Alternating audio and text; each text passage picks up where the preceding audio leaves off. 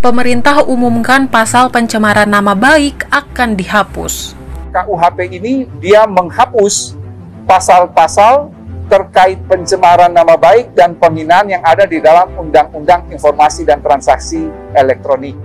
Pemerintah lewat Wakil Menteri Hukum dan HAM, Edward Omar Syarif Hiarie mengatakan akan menghapus pasal pencemaran nama baik dan penghinaan dari dalam Undang-Undang Informasi Transaksi Elektronik melalui rancangan Kitab Undang-Undang Hukum Pidana. Keputusan ini diambil usai Komisi Hukum dan Pemerintah membahas 23 pasal yang dirangkum dari daftar inventarisasi masalah fraksi yang diserahkan kepada pemerintah Kamis 24 November 2022 lalu. Diketahui pasal 27 dan pasal 28 UU ITE selama ini kerap disebut sebagai pasal karet karena dengan mudah kritik hingga penghinaan dijerat atas nama pencemaran nama baik dalam pasal tersebut. Pria yang kerap disapa Edi itu mengakui masyarakat kerap mengkritik tindakan aparat penegak hukum yang melakukan penangkapan atau penahanan menggunakan UU ITE. Oleh sebab itu, Edi mengatakan akhirnya diputuskan bahwa RKUHP menghapus ketentuan soal pencemaran nama baik dan penghinaan yang terdapat dalam UU ITE.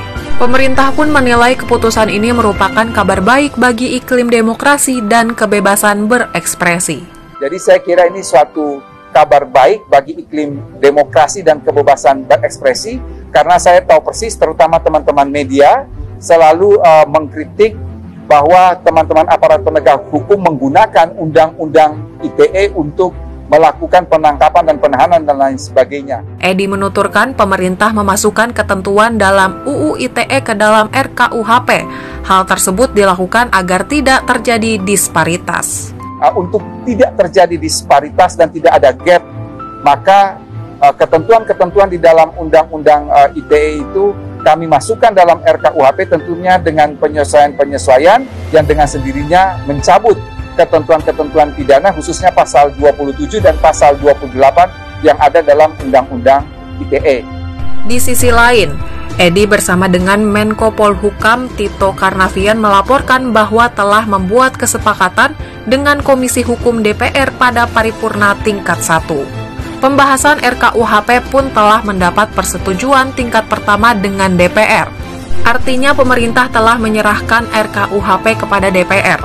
Selanjutnya DPR akan mengumumkan pengesahan RKUHP tersebut menjadi KUHP baru.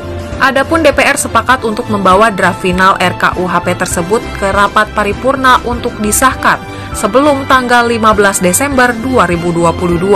Kalau menurut kalian gimana? Setuju dengan pengesahan ini?